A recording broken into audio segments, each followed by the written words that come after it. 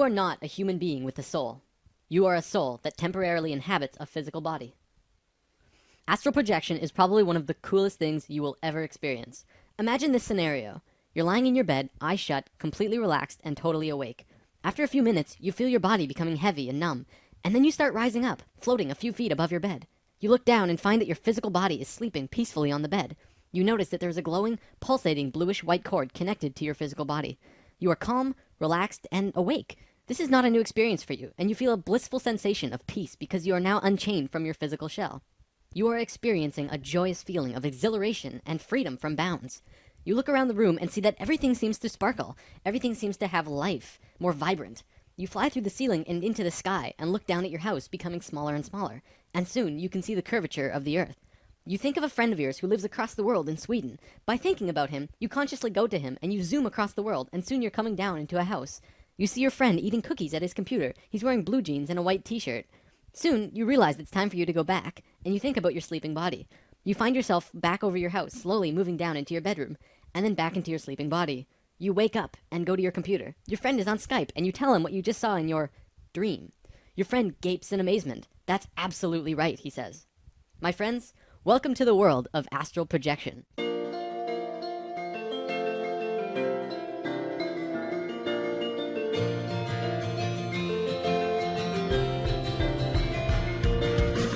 Astral projection is a phenomenon that is becoming rapidly more popular in the last 20 years, and even more so in the last 5. It is a process by which the human consciousness temporarily leaves the physical body and functions independently, while the physical body remains still and passive throughout. This results in observing the world from a point of view other than that of the physical body, and by means other than those of the physical senses. While astral projecting, however, you retain a very high level of waking consciousness during the experience, and can remember the event in every detail upon returning to the physical body. For many people, this happens randomly while asleep, becoming conscious in the middle of a dream. If you haven't, odds are somebody you know has. This is a very common experience, which is also known as lucid dreaming or out-of-body experience, OBE for short. This may sound crazy, but it really isn't. It's just relatively outside of the average human consciousness. In fact, we all experience this out-of-body state every night when we sleep. Most of these projections are unconscious because we are not trained to remember them. We'll be talking more about that in a bit. Astral travel was also known about in ancient times. The Egyptians called this the light body, Ka. They left inscriptions and drawings on rock walls depicting the soul leaving the human body. The Tibetans called it a double body, which housed the soul.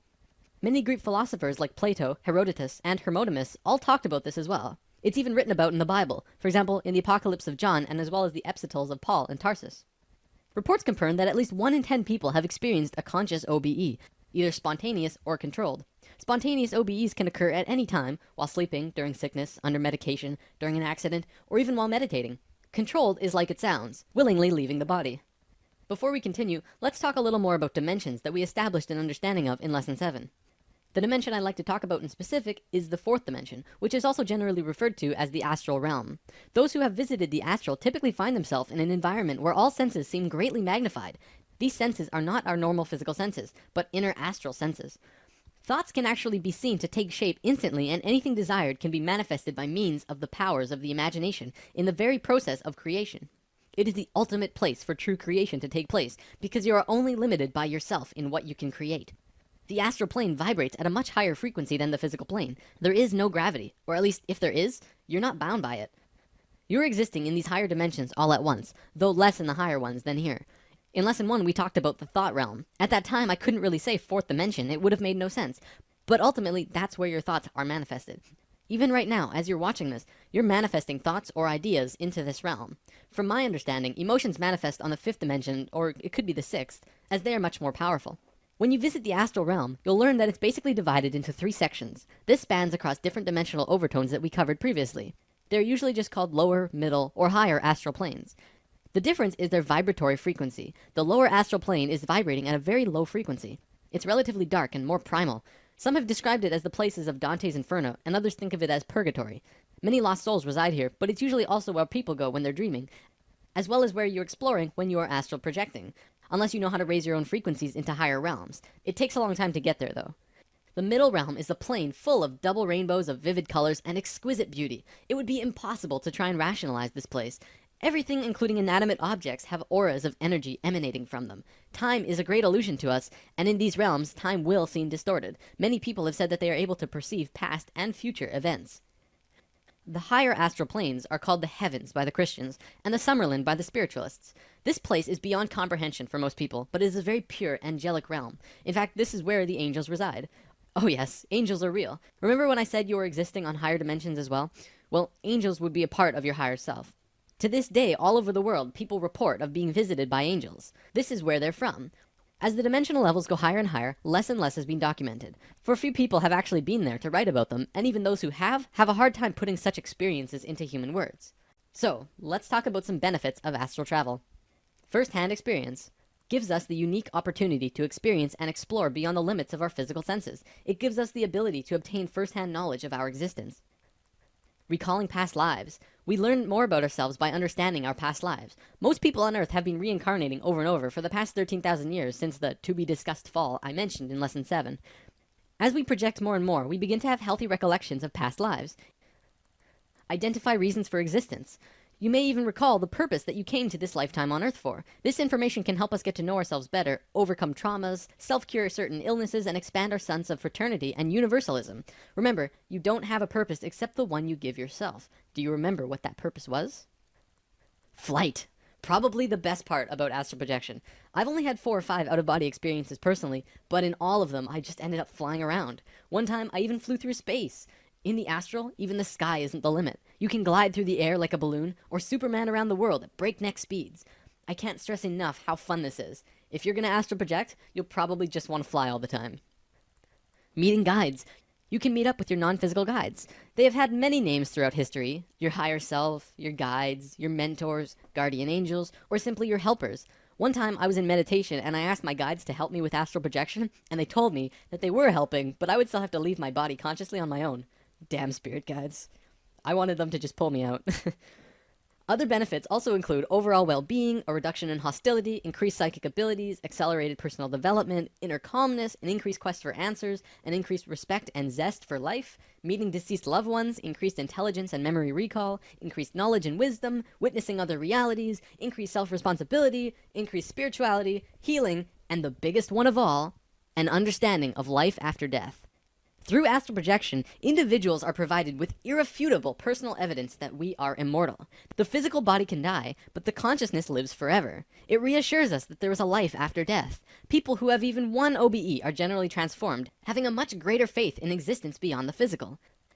Fear of death is just fear of the unknown. Once you separate from your body, you absolutely know that you continue after death.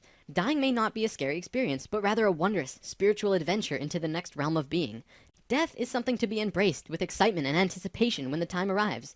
That's key, by the way. When the time arrives. I'm not advocating you kill yourself, especially at this point in human history. You're going to want to be around for what's happening. On that topic, it's time to talk about heaven and hell. When you astral project, one of the first things you realize is that you are in control of your reality, more instantly than on the physical. If you want to fly, you fly. If you want some kind of flying car, you can materialize it right in front of you. Though, I'm not sure why you'd need it. The concept of heaven and hell came from this understanding. When you die, you return to the 4th dimension. If you're a good person, you will create a good reality. Good people create good afterlife in higher dimensions.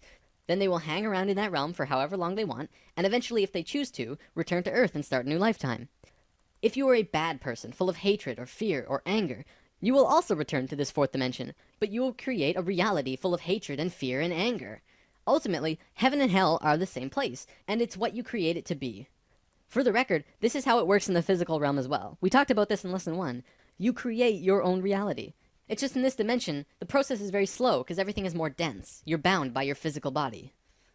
The silver cord that I mentioned earlier, by the way, is the cord that tethers your physical body to your spirit. It connects when your soul connects to the physical body, and when you are astral projecting, it tethers your spirit to your body, and you can see it, but you can't break it. The cord only breaks when you die. Everyone who has ever consciously astral projected will see this cord. It can stretch to infinity and will make sure that no matter how far you go, you can always return to your body. Dreaming! What are dreams? Well, when you're asleep, you are out of body. Your physical body needs rest, but your consciousness, your spirit, does not. So your consciousness returns to higher levels of being for the night. You do this every night. Remember, in higher dimensions, you can create any experience for yourself instantly.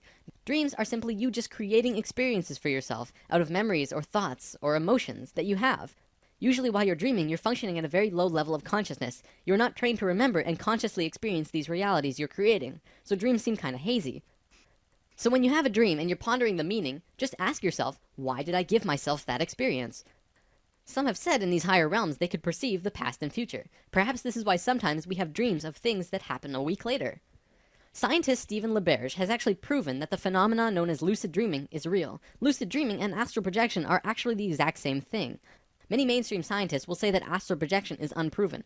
However, now we've proven lucid dreaming to be real. So naturally, if you accept lucid dreaming, you have to accept astral projection as well.